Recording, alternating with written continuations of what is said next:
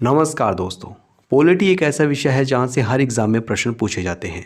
यह एक ऐसा सब्जेक्ट है जो कि परीक्षा की दृष्टि से बहुत ही ज़्यादा इम्पोर्टेंट है। इस वीडियो में हम पॉलिटी से संबंधित उन प्रश्नों को पढ़ेंगे जो बार बार परीक्षा में पूछे जाते हैं। इस वीडियो का प्रत्येक प्रश्न काफ़ी ज़्यादा इंपॉर्टेंट है, इसलिए आप इस वीडियो को पूरा ज़रूर देखें। वीडियो बहुत ही ज़बरदस्त, बहुत ही शानदार होगी। चलिए शुरू करते हैं। पहला प्रश्न है, निम्नलिखित में से किन भाषाओं को 71वें संविधान संशोधन अधिनियम 1992 द्वारा जोड़ा गया था? इसका सही जवाब है ऑप्शन डी, उपरोक्त सभी, यानी कि कोंकणी, मणिपुरी, नेपाली, इन तीनों भाषाओं को 71वें संविधान संशोधन अधिनियम 1992 द्वारा जोड़ा गया था। भारतीय संविधान की 8वीं अनुसूची भाषाओं से संबंधित है। वर्तमान में इसमें 22 भाषाओं का उल्लेख किया गया है। पहले 14 भाषाएं थी, अब 22 हैं, यानी कि 8 भाषाओं को संविधान संशोधनों के माध्यम से जोड़ा गया है। 21वें संविधान संशोधन अधिनियम द्वारा सिंधी को जोड़ा गया था। 92वें संविधान संशोधन अधिनियम द्वारा 4 भाषाओं को जोड़ा गया था 8वीं सूची में, और ये 4 भाषाएं हैं डोगरी, बोडो, मैथिली, संथाली। और 71वें संविधान संशोधन अधिनियम 1992 के द्वारा 3 भाषाओं को जोड़ा गया, कोंकणी, मणिपुरी और नेपाली। तो इतनी बातें हमें इस प्रश्न से याद रखनी है। आइए बढ़ते हैं अगले प्रश्न की ओर। भारतीय संविधान के किस अनुच्छेद में वित्तीय आपातकाल के बारे में बताया गया है? इसका सही जवाब है ऑप्शन सी, अनुच्छेद 360। याद रखें, अनुच्छेद 360 में वित्तीय आपातकाल के बारे में बताया गया है। अनुच्छेद 352 में राष्ट्रीय आपातकाल के बारे में बताया गया है। अनुच्छेद 356 में राष्ट्रपति शासन के बारे में बताया गया है। अनुच्छेद 360 में वित्तीय आपातकाल के बारे में, और अनुच्छेद 368 में संविधान संशोधन की प्रक्रिया के बारे में बताया गया है। आइए बढ़ते हैं अगले प्रश्न की ओर। नेक्स्ट क्वेश्चन है, राज्यसभा को किस अनुच्छेद के तहत राज्य सूची के विषय पर कानून बनाने का अधिकार प्राप्त है? इसका सही जवाब है ऑप्शन बी, अनुच्छेद 249। याद रखें, अनुच्छेद 249 के तहत राज्यसभा राज्य सूची के विषय पर कानून बना सकती है। देखिए, 3 सूचियां हैं, राज्य सूची, समवर्ती सूची और संघ सूची। संघ सूची पर कानून बनाने का अधिकार केंद्र सरकार को है, राज्य सूची पर कानून बनाने का अधिकार राज्य सरकारों को है, और समवर्ती सूची पर केंद्र और राज्य दोनों सरकारें कानून बना सकती हैं। लेकिन अगर राज्यसभा को कोई विषय जो राज्य सूची में उल्लेखित है राष्ट्रीय महत्व का लगता है, तो राज्यसभा उस पर कानून बना सकती है अनुच्छेद 249 के तहत। अनुच्छेद 76 में महान्यायवादी के बारे में बताया गया है। अनुच्छेद 312 में यह बताया गया है कि जो राज्यसभा है वो अखिल भारतीय सेवाओं का गठन करेगी। अनुच्छेद 80 में राज्यसभा के गठन का प्रावधान किया गया है। नेक्स्ट इंपॉर्टेंट क्वेश्चन है, डॉक्टर BR अम्बेडकर ने किस अनुच्छेद को भारतीय संविधान की आत्मा और हृदय कहा है? इसका सही जवाब है ऑप्शन सी, अनुच्छेद 32। अनुच्छेद 32 को डॉक्टर BR अम्बेडकर ने भारतीय संविधान की आत्मा और हृदय कहा था। क्यों? क्योंकि इसमें संवैधानिक उपचारों का अधिकार दिया गया है। इसी अनुच्छेद के तहत सुप्रीम कोर्ट 5 प्रकार की रिट जारी करता है। यदि किसी भी व्यक्ति के मौलिक अधिकारों का हनन होता है तो वो अनुच्छेद 32 का सहारा लेकर सुप्रीम कोर्ट का दरवाजा खटखटा सकता है। इसलिए डॉक्टर BR अम्बेडकर ने इस अनुच्छेद को भारतीय संविधान की आत्मा और हृदय कहा था। अनुच्छेद 21 में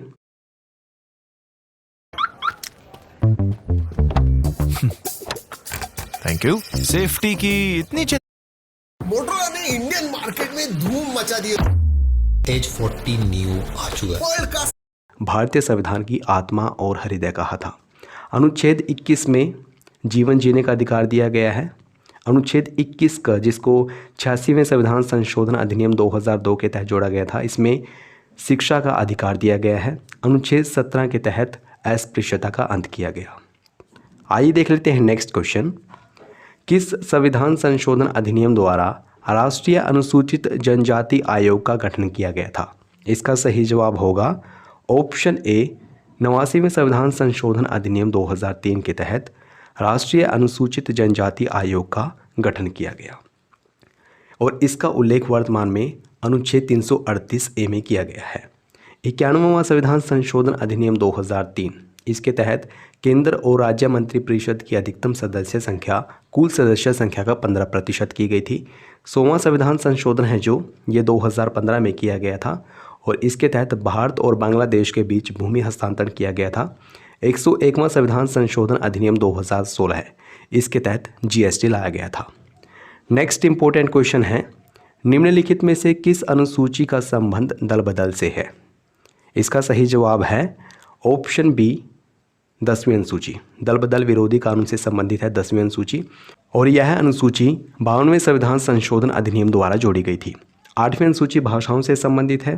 10वीं अनुसूची दल बदल विरोधी कानून से संबंधित है। 11वीं अनुसूची पंचायती राज व्यवस्था से संबंधित है, और 12वीं अनुसूची नगरपालिका से संबंधित है। आइए बढ़ते हैं नेक्स्ट इंपॉर्टेंट क्वेश्चन की ओर। अगला प्रश्न है, राज्यपाल की अध्यादेश की शक्तियों का उल्लेख किस अनुच्छेद में मिलता है? इसका सही जवाब है ऑप्शन बी अनुच्छेद 213। याद रखें, अनुच्छेद 213 के तहत राज्यपाल अध्यादेश जारी कर सकता है। अध्यादेश क्या होता है? देखिए, जब राज्यों में विधानमंडल कार्यरत नहीं होता है और उस समय पर किसी कानून को बनाने की ज़रूरत पड़ जाए तो राज्यपाल कानून बना सकता है। राज्यपाल के द्वारा जो कानून बनाया जाता है उस टाइम उसी को अध्यादेश बोला जाता है, और इस अध्यादेश की शक्ति विधानमंडल द्वारा बनाए गए कानून के बराबर होती है। तो याद रखें, अनुच्छेद 213 के तहत राज्यपाल अध्यादेश जारी कर सकता है। अनुच्छेद 123 के तहत राष्ट्रपति को अध्यादेश जारी करने की शक्ति दी गई है। अनुच्छेद 124 में सुप्रीम कोर्ट के बारे में बताया गया है, वहीं अनुच्छेद 214 में हाई कोर्ट के बारे में बताया गया है। देख लेते हैं अगला प्रश्न, राष्ट्रपति के क्षमादान की शक्तियां लिखित हैं। इसका सही जवाब है ऑप्शन सी अनुच्छेद 72 में। याद रखें, अनुच्छेद 72 में राष्ट्रपति की क्षमादान की शक्तियों का उल्लेख मिलता है। अनुच्छेद 14 समता के अधिकार से संबंधित है। अनुच्छेद 18 के तहत उपाधियों का अंत किया गया, और अनुच्छेद 61 में राष्ट्रपति पर महाभियोग के बारे में बताया गया है। नेक्स्ट इंपॉर्टेंट क्वेश्चन है, 73वां संविधान संशोधन अधिनियम 1992 जिसका संबंध पंचायती राज व्यवस्था से है को कब लागू किया गया था? इसका सही जवाब है ऑप्शन सी 24 अप्रैल 1993। याद रखें, 24 अप्रैल 1993 को भारत में पंचायती राज व्यवस्था को लागू किया गया था। 26 नवंबर 1949 को भारतीय संविधान को अपनाया गया था। 26 जनवरी 1950 को भारतीय संविधान को पूर्ण रूप से लागू किया गया था। और आपको ये भी बता दें, 73वां संविधान संशोधन अधिनियम 1992 है जो इसके तहत भारतीय संविधान में 11वीं अनुसूची को जोड़ा गया था। नेक्स्ट इंपॉर्टेंट क्वेश्चन है, भारत के संविधान का अभिरक्षक अर्थात कस्टोडियन कौन है? इसका सही जवाब है ऑप्शन सी राष्ट्रपति। राष्ट्रपति भारत के संविधान का अभिरक्षक है। नेक्स्ट क्वेश्चन है, एक ही व्यक्ति को 2 या 2 से अधिक राज्यों का राज्यपाल बनाया जा सकता है, किस संविधान संशोधन में कहा गया? इसका सही जवाब होगा ऑप्शन डी 7वां संविधान संशोधन अधिनियम 1956। इस संविधान संशोधन में कहा गया कि एक ही व्यक्ति को 2 या 2 से अधिक राज्यों का राज्यपाल बनाया जा सकता है। जो 73वां संविधान संशोधन अधिनियम है इसके तहत 11वीं अनुसूची को जोड़ा गया था जिसका संबंध पंचायती राज व्यवस्था से है। 74वां संविधान संशोधन अधिनियम 1992 ये नगरपालिका से संबंधित है, इसके द्वारा 12वीं अनुसूची को जोड़ा गया था भारतीय संविधान में। 86वां संविधान संशोधन अधिनियम 2002 इसके तहत शिक्षा के अधिकार को जोड़ा गया था जिसका उल्लेख अनुच्छेद 21 का में किया गया है। नेक्स्ट इंपॉर्टेंट क्वेश्चन है, इनमें से कौन संविधान सभा की प्रारूप समिति का सदस्य नहीं था? इसका सही जवाब है ऑप्शन सी BN राव। याद रखें, BN राव प्रारूप समिति के सदस्य नहीं थे। BN राव संविधान सभा के संवैधानिक सलाहकार थे। प्रारूप समिति में 7 सदस्य थे और इसके अध्यक्ष थे डॉक्टर अंबेडकर। 3 सदस्य तो यही हो गए, KM मुंशी, डॉक्टर अंबेडकर और मोहम्मद सादुल्लाह। अन्य 4 सदस्य कौन कौन से हैं? N गोपाल स्वामी अयंगर, अल्लादी कृष्ण स्वामी अय्यर, N माधवराव और TT कृष्णामाचारी। ये 7 सदस्य थे प्रारूप समिति में। नेक्स्ट इंपॉर्टेंट क्वेश्चन है, संविधान सभा द्वारा राष्ट्रीय ध्वज यानी कि तिरंगा को स्वीकृति कब दी गई? इसका सही जवाब होगा ऑप्शन ए 22 जुलाई 1947। याद रखें, 22 जुलाई 1947 को संविधान सभा ने राष्ट्रीय ध्वज को अपनाया था। 24 नवंबर 1950 इस दिन राष्ट्रीय गान और राष्ट्रीय गीत को अपनाया गया था। 26 नवंबर 1949 को संविधान सभा ने भारतीय संविधान को अपनाया था और 26 जनवरी 1950 को पूर्ण रूप से लागू कर दिया गया था भारतीय संविधान को।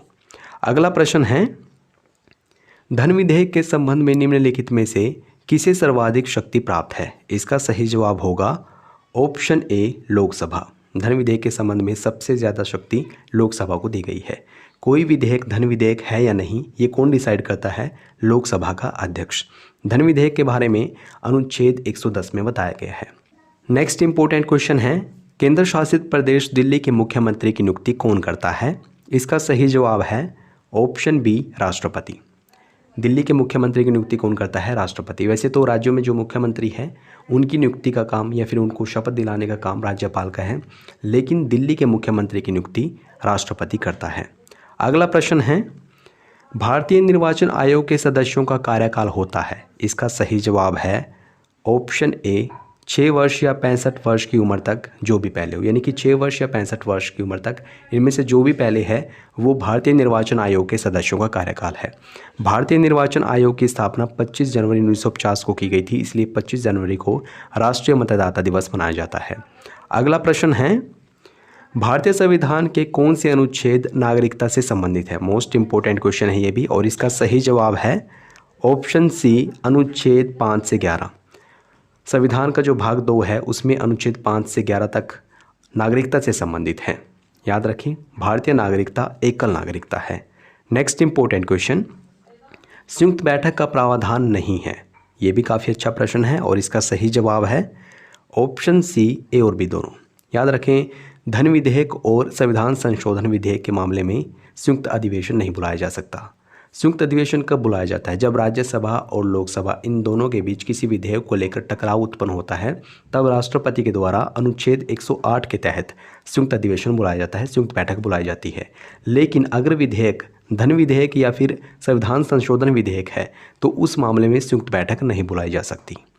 नेक्स्ट इंपॉर्टेंट क्वेश्चन है, भारत सरकार के सर्वोच्च विधि अधिकारी जिसको महान्यायवादी कहा जाता है की नियुक्ति कौन करता है? इसका सही जवाब होगा ऑप्शन बी, राष्ट्रपति। महान्यायवादी की नियुक्ति कौन करता है? राष्ट्रपति करता है, और इनके बारे में अनुच्छेद 76 में बताया गया है।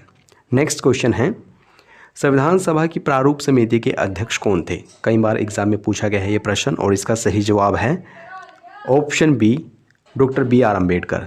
प्रारूप समिति में कुल 7 सदस्य थे, मैंने पीछे भी बताया है, और इसके अध्यक्ष थे doctor B R. Ambedkar. Doctor Rajendra Prasad संचालन समिति के अध्यक्ष थे। पंडित जवाहरलाल नेहरू के द्वारा उद्देश्य का प्रस्ताव प्रस्तुत किया गया था, जो आगे चलकर भारतीय संविधान की प्रस्तावना का आधार बनता है। दोस्तों, पॉलिटी पर हमने 2 वीडियो और बना रखी है, मोस्ट इम्पोर्टेंट वीडियो हैं ये, और यहाँ से एग्जाम में प्रश्न बार बार पूछे जाते हैं। देखो सर, दुनिया में 90% लोग गरीब इसलिए नहीं हैं क्योंकि उनकी कमाई कम है, बल्कि 90%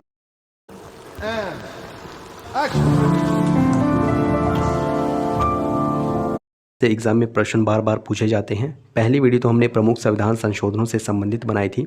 इसमें जो भी इम्पोर्टेंट संविधान संशोधन हैं वो सारे के सारे कवर किए गए हैं। बहुत ही प्यारी वीडियो थी, लगभग 9 लाख लोगों ने इस वीडियो को देखा है। और दूसरी वीडियो है भारतीय संविधान के महत्वपूर्ण अनुच्छेद, जो अनुच्छेद परीक्षा में बार बार पूछे जाते हैं, वो इस वीडियो में कवर किए गए हैं।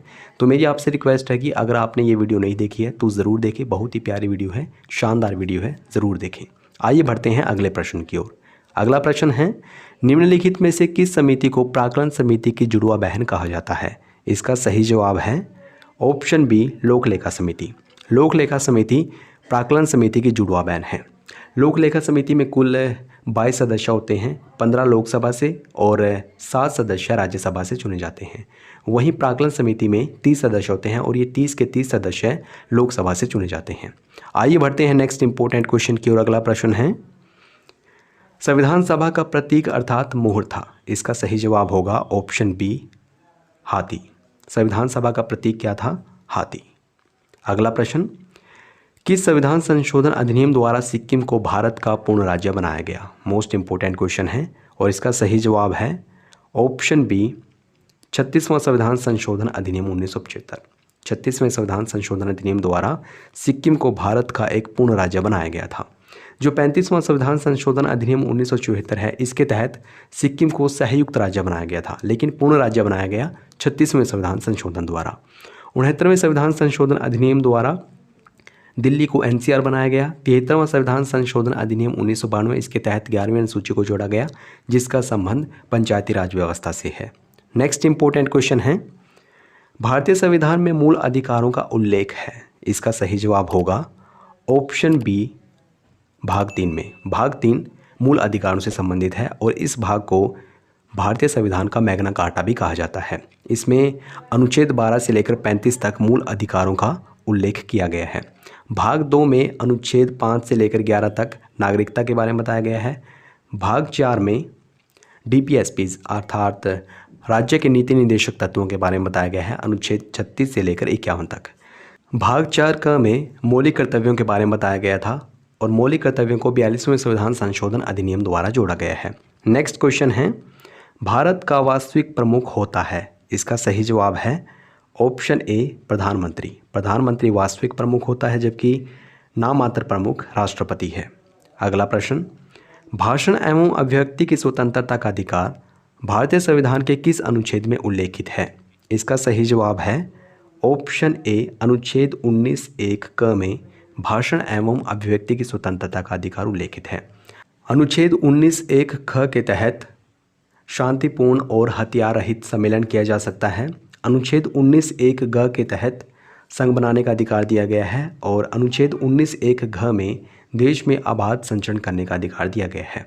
नेक्स्ट इंपॉर्टेंट क्वेश्चन है, संविधान सभा की प्रक्रिया में किसे संवैधानिक सलाहकार के रूप में नियुक्त किया गया था? इसका सही जवाब होगा option B Shri BN Rao. याद रखिए, BN राव को संवैधानिक सलाहकार बनाया गया था। डॉक्टर BR अम्बेडकर प्रारूप समिति के अध्यक्ष थे। नेक्स्ट इंपॉर्टेंट क्वेश्चन है, राष्ट्रपति को किस अनुच्छेद के तहत अध्यादेश जारी करने की शक्ति प्राप्त है? ये प्रश्न हम पीछे भी पढ़ चुके हैं और इसका सही जवाब है ऑप्शन बी अनुच्छेद 123। याद रखें, अनुच्छेद 123 के तहत राष्ट्रपति को अध्यादेश जारी करने की शक्ति प्राप्त है। अनुच्छेद 53 इसमें बताया गया है कि कार्यपालिका की शक्ति राष्ट्रपति में निहित है। अनुच्छेद 57 इसके तहत राष्ट्रपति को पुनर्निर्वाचित किया जा सकता है।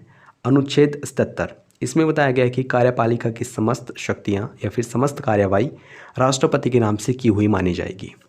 नेक्स्ट इंपॉर्टेंट क्वेश्चन है, निम्नलिखित में से किस संविधान संशोधन अधिनियम के तहत प्रस्तावना में संशोधन किया गया था? मोस्ट इंपॉर्टेंट क्वेश्चन है, बहुत बार एग्जाम में पूछा गया है।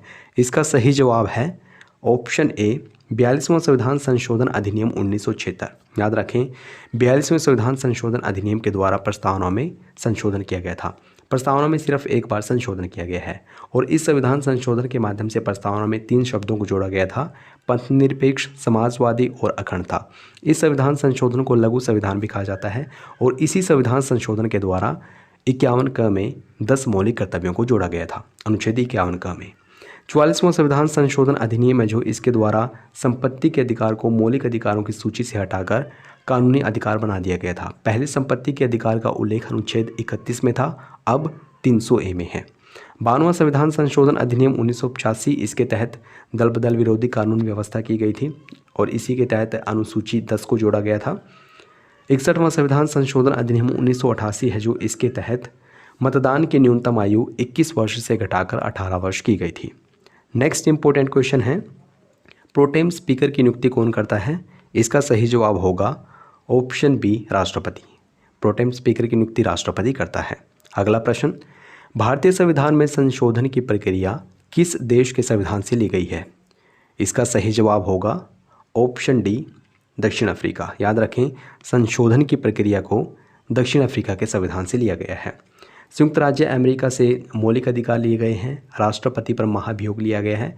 राष्ट्रपति पर महाभियोग अनुच्छेद 61 के तहत लगाया जाता है।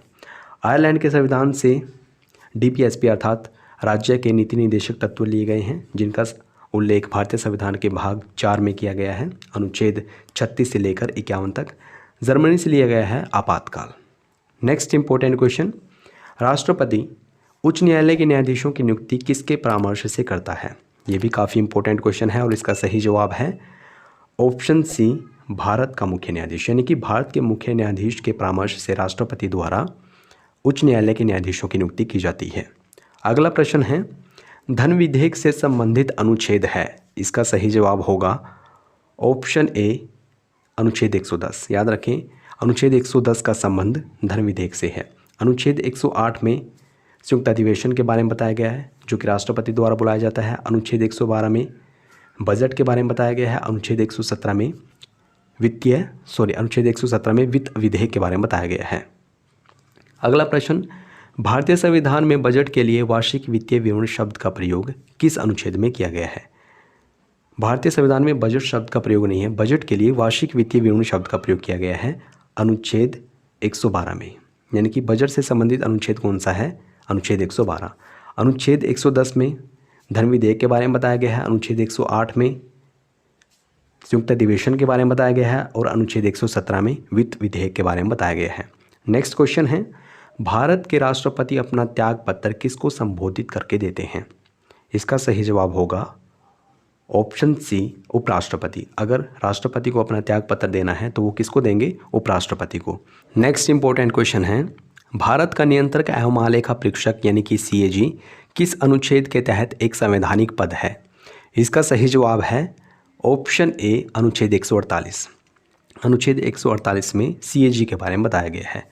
अनुच्छेद 280 में वित्त आयोग के बारे में बताया गया है। अनुच्छेद 352 में राष्ट्रीय आपातकाल के बारे में और अनुच्छेद 343 में राजभाषा के बारे में बताया गया है। अगला प्रश्न, लोकसभा के प्रथम अध्यक्ष थे? इसका सही जवाब है ऑप्शन ए, GV मावलंकर। याद रखें, लोकसभा के पहले अध्यक्ष GV मावलंकर थे। नेक्स्ट क्वेश्चन, मंत्रिपरिषद सामूहिक रूप से किसके प्रति उत्तरदायी है? मोस्ट इंपोर्टेंट क्वेश्चन है और इसका सही जवाब है ऑप्शन सी, लोकसभा। याद रखें, मंत्रिपरिषद सामूहिक रूप से लोकसभा के प्रति उत्तरदायी है। अगला प्रश्न है, सरकारी आयोग की सिफारिश का संबंध है? इसका सही जवाब होगा ऑप्शन सी, केंद्र और राज्यों के पारस्परिक संबंध से संबंधित है सरकारी आयोग।